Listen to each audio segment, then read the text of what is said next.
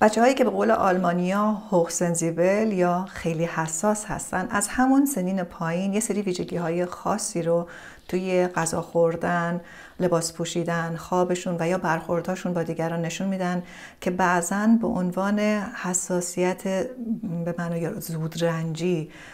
شناخته میشه. متاسفانه این یک برداشت اشتباهی هست از مسئله هوchsensibilität، چرا که کسانی که هوchsensibel هستن توانایی‌های بسیار زیادی دارن که برای اجتماع و برای خود شخص بسیار مثبت میتونن باشن. اگه هوchsensibilität درست تشخیص داده نشه، برعکس میتونه آسیب‌هایی رو به شخص برسونه که من بعضاً توی کوچینگم توی 5-6 سال گذشته باهاش درگیر بودم. بنابراین قدم اول برای اینی که بدونین چجوری میتونین به یک افرادی که هوchsensibel هستن، به بچه‌هایی که هوchsensibel هستن کمک بکنین، اینه که این موضوع رو از جوانب مختلف بشناسین و بتونین باهاش درست برخورد بکنین. توی ورکشاپ هایی که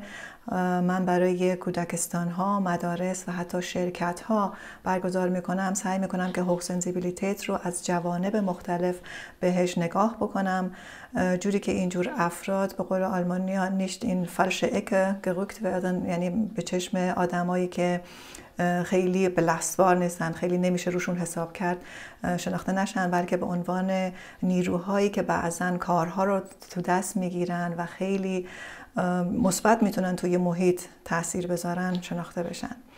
امیدوارم که در ورکشاپ آینده شما رو ببینم و بتونم به سوالاتی که در این مورد دارین بپردازم.